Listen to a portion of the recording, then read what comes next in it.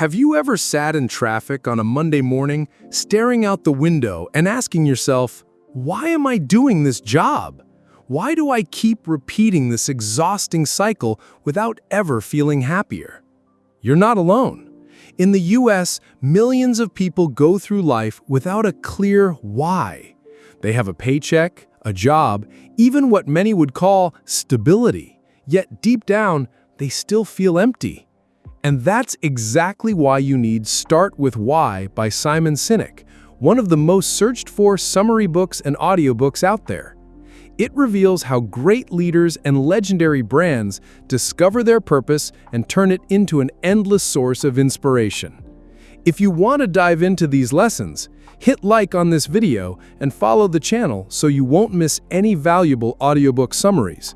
Trust me, just a few minutes from now could change the way you see your career and your entire life. Part 1. The problem with what and how. When it comes to careers or businesses, most people tend to start by describing what they do and how they do it. A tech company in Silicon Valley might promote that they make computers, powerful machines, beautifully designed, easy to use. A doctor might say he treats patients with modern medical methods. A job candidate might introduce himself by saying, "I'm an engineer. I know how to design systems. I can help optimize processes for your company." Sounds reasonable, right? But here's the problem. All of those answers only appeal to logic. They don't spark emotion. They don't inspire or create a sense of connection. Simon Sinek points out that when an individual or an organization starts only with what and how, they're essentially just selling a product or service. And at the end of the day, people don't actually buy products. They buy feelings. They buy beliefs. If you look at everyday life in the US, this becomes even clearer. Take, for example, an office worker in New York, sitting in a Manhattan skyscraper with a fancy title like senior analyst. He knows exactly what he does. Analyzing data, writing reports, he knows how to do it, using Excel, PowerPoint, and modern software. But if you ask him, why do you do this job?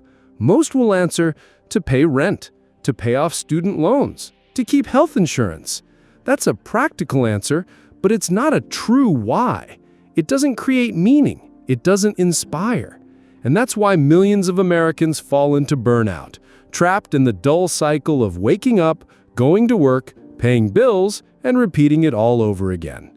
Even big companies make this mistake. Many Android phone brands in the US market their devices by listing features: bigger screens, stronger batteries, sharper cameras. But when customers hear that, the reaction is usually, "Oh, just another phone." Meanwhile, Apple takes a completely different approach. They don't start with what they make, they start with why they exist. That emotional connection with consumers is what sets them apart, and it's something we'll explore further in the next section. The key message here is this: if you only know your what and how, you can survive, you can make money, you can hold on to a job, but you'll never truly inspire yourself or anyone else. You won't build loyalty, connection, or community. If you want to break through, if you want to make your work or your business something truly meaningful, you must discover and start with your why. The deeper reason, the core belief that drove you to choose this path in the first place. Part 2. The Golden Circle. Simon Sinek calls his model the Golden Circle, a simple yet powerful framework made up of 3 layers. On the outside is what you do. In the middle is how you do it. And at the very center, the heartbeat of everything, is why you do it. Most people in organizations operate from the outside in. They start with what, move on to how, and rarely ever get to why. But those who truly inspire, whether individuals or brands, do the opposite. They work from the inside out. They begin with why, then move to how, and only in the end do they talk about what. Take Apple as the clearest example. If Apple marketed itself like every other tech company, their message would sound like this: we make computers, our computers are beautifully designed, powerful, and easy to use. Want to buy one? But Apple takes a completely different approach. Their message begins with why. We believe in challenging the status quo. We believe in thinking differently. Then comes how. We bring that belief to life through products that are beautifully designed, simple to use, and user-friendly. Only at the very end do they mention what. And oh, we happen to make computers. The result? Consumers in America don't just buy a laptop or a phone, they buy into a belief, a philosophy, a way of life. People choose Apple not because the camera's better or the battery lasts longer, but because Apple makes them feel like they're part of something different. And this principle goes beyond brands. It applies to leaders and even social movements. When Martin Luther King Jr. called hundreds of thousands of Americans to gather in Washington in 1963, he didn't step up to the podium and say, "I have a detailed plan." He said, "I have a dream." That why, that emotional core, spoke directly to the hearts of millions. It's what gave the movement its power. Sinek's golden circle isn't just a management theory, it's a mirror of how the human brain actually works. We can rationally analyze the what and how, but it's the limbic brain, the part that governs emotions and beliefs, that responds most strongly to why. That's why there are decisions you can't explain with logic. You just say, "It feels right." The message of this part is crystal clear. If you want to inspire, if you want to build trust and loyalty, don't start with what we do or how we do it. Start with why. Because people don't buy what you do, they buy why you do it.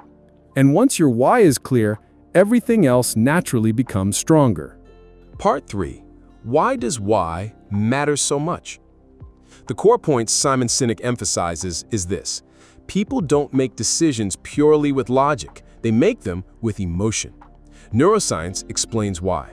Our brains have the neocortex, the part responsible for language, logic, and numbers. That's where the what and how are processed. But deeper inside lies the limbic brain, the part that governs emotions, trust, loyalty, and, most importantly, decision-making.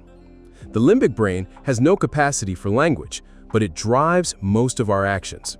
That's why sometimes you can't explain why you trust a leader, or why you prefer one brand over another. You just feel that something is right or isn't right. And it's the why that speaks directly to that emotional part of the brain, connecting to the beliefs that live inside us. In America, this is clear in the way people build loyalty to brands. Sure, someone might switch toothpaste or paper towel brands to save $1, but they rarely walk away from Apple, Harley-Davidson, or Nike. That's because these brands don't just sell products, they sell belief. They sell identity. A Harley-Davidson rider isn't just buying a motorcycle. He's buying a lifestyle, freedom, grit, the spirit of adventure on endless American highways. That's why you'll see Harley owners tattoo the logo on their skin. Now think about it. How many people do you know who would tattoo the logo of a washing machine brand? But this isn't just about business. Why also shapes the most important choices in our personal lives. A medical student in the US might not choose medicine only for the salary or career security, but because he believes, "I want to save lives." A teacher might not step into the classroom for the long summer breaks, but because she believes every child deserves a chance to be inspired. When our actions are tied to a deeper why, we're willing to push through hardship, work long hours, even sacrifice short-term benefits because we know what we're doing truly matters. The message here is powerful. People aren't driven by rational reasons, they're driven by emotional ones. You can persuade someone with data, features, or price, but you can only earn trust and loyalty by making your why clear. In the end, we don't really buy what a company makes, we buy the belief that company stands for. And the same is true for each of us as individuals. If you want your career and your life to have a lasting impact, you must start with the reason you exist and the reason you act. Part 4. Leaders and those who inspire. Simon Sinek makes a powerful distinction. Not everyone with a high position is truly a leader. Many people carry the title of CEO, director, or manager, but their influence comes only from authority, control over salaries, promotions, or administrative power. They can force people to follow orders, but they can't make people want to follow them. True leaders, the ones who leave a lasting mark, are those who inspire.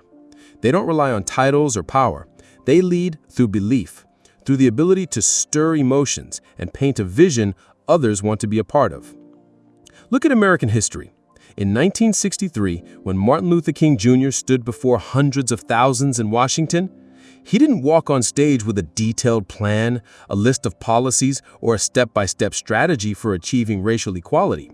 Instead, he said, "I have a dream."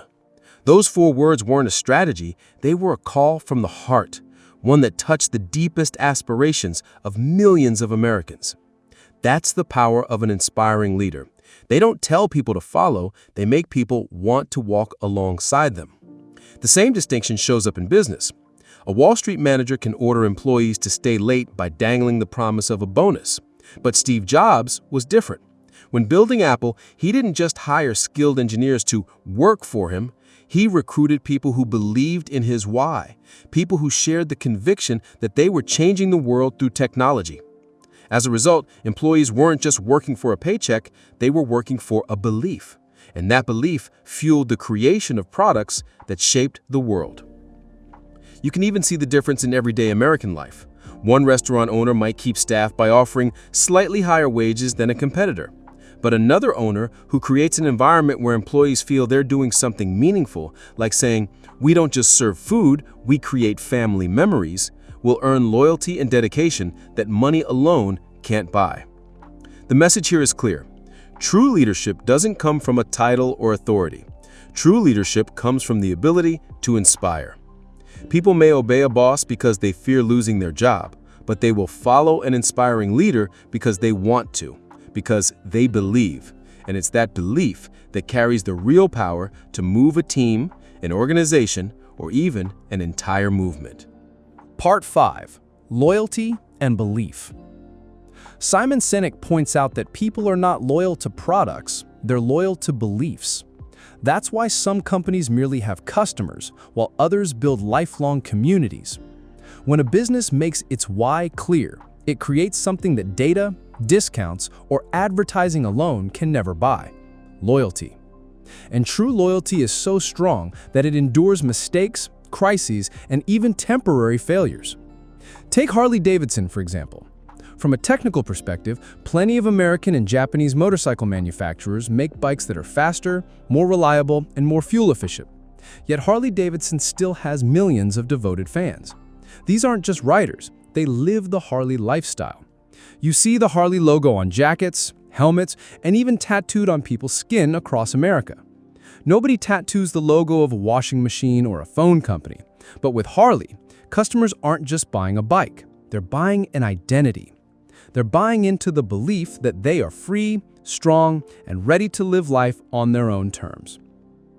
Apple is another clear example. Time and again, Apple products haven't been the most advanced on the market. Yet American consumers still line up overnight to buy the latest iPhone. Not because the phone has the best camera or the longest battery life, but because Apple has planted a belief in their minds. We are the ones who think differently, who stay ahead of the curve. Loyal Apple customers aren't just purchasing a device, they're purchasing a statement about who they want to be. The same is true in politics and society. When Barack Obama ran for president in 2008, it wasn't just his policy proposals that moved people.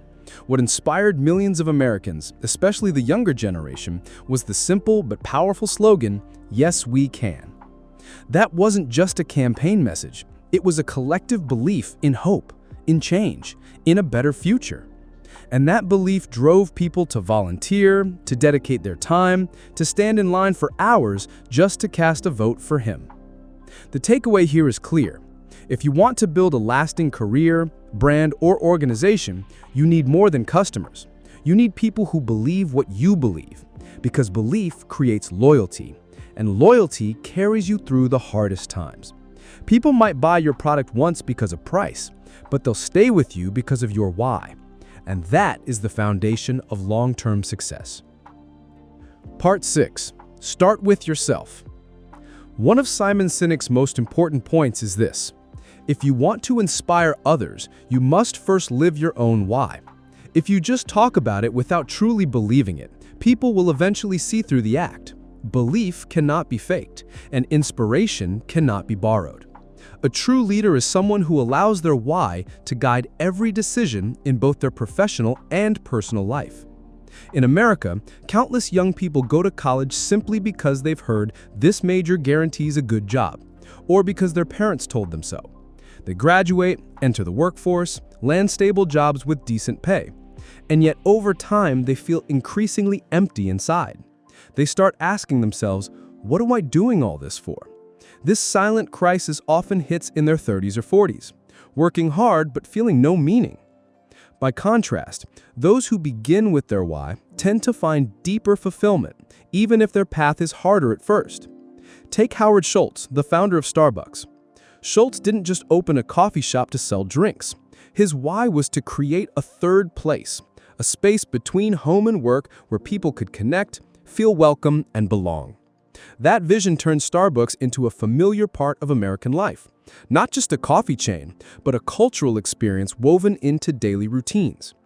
Or consider Elon Musk.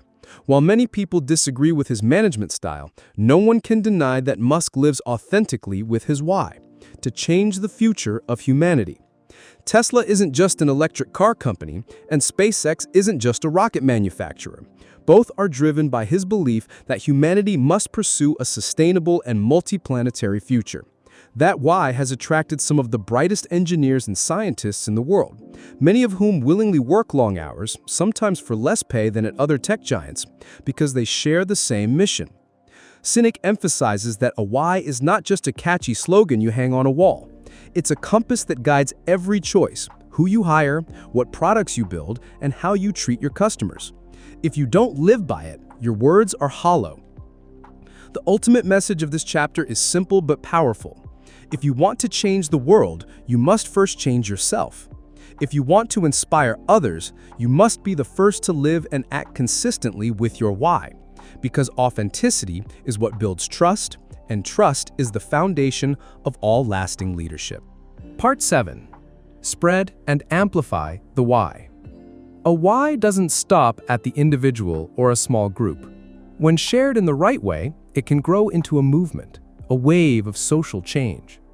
Simon Sinek points out that the clearer the why, the easier it is to attract people who share the same belief, and each of them, in turn, becomes a messenger who carries it further. This chain reaction is what creates true momentum. American history has seen this power many times. When Martin Luther King Jr. stood up to demand racial equality, he didn't say, "I have a plan." He said, "I have a dream." A dream, a why that went far beyond numbers or policy proposals. That belief drew millions of Americans into the streets, despite danger, despite violence, to fight for a more just future. King didn't need to hire people to hand out flyers or buy ads. People showed up willingly, because his dream was also their dream. In business, the same principle applies. Across the United States, the Buy Local movement spread not because local shops offered cheaper prices, but because people believed that buying from a family-owned corner store helped preserve community identity and supported small, honest dreams. This is proof that people naturally want to be part of something bigger than themselves. Even in today's tech-driven world, companies with a clear why often create stronger loyalty than those with massive ad budgets. When Patagonia declared, "We're in business to save our home planet," it turned customers into partners in its mission to protect the environment. Americans buy Patagonia jackets not just to stay warm, but because they believe every purchase is a vote for the Earth. That belief has made Patagonia a beloved brand across generations. The core idea is this: the stronger and more authentic the why, the easier it spreads. And once it spreads, it becomes an almost unstoppable force. You cannot buy loyalty. You cannot force belief. But you can inspire others with your own conviction. And once people connect with that why, they will carry it forward on their own. And that is the true power of starting with why. Part 8. Conclusion. The power of why. As Start with Why comes to a close, Simon Sinek leaves us with a simple yet profound truth. Every great action, every lasting organization, every influential person begins from the same place, a reason. Not money, not fame, but a deep belief in something worth pursuing. Looking back, we see the why everywhere.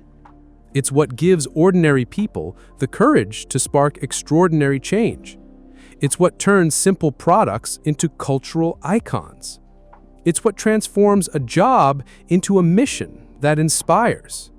And in our personal lives, the why is what makes us wake up each morning with the feeling that we're living for something bigger than ourselves. Americans, like people everywhere, face this question daily. What am I living for? We may not be able to answer right away, but the moment we dare to ask and to search for our why, we've already taken the first step toward breaking free from the exhausting cycle of what and how. Because only the why gives us meaning, consistency, and the inspiration to keep going. The final message is this: start with yourself. Find a why strong enough, real enough. From there, you won't just inspire yourself, you'll spread that inspiration to your family, your colleagues, your community, and perhaps even the world.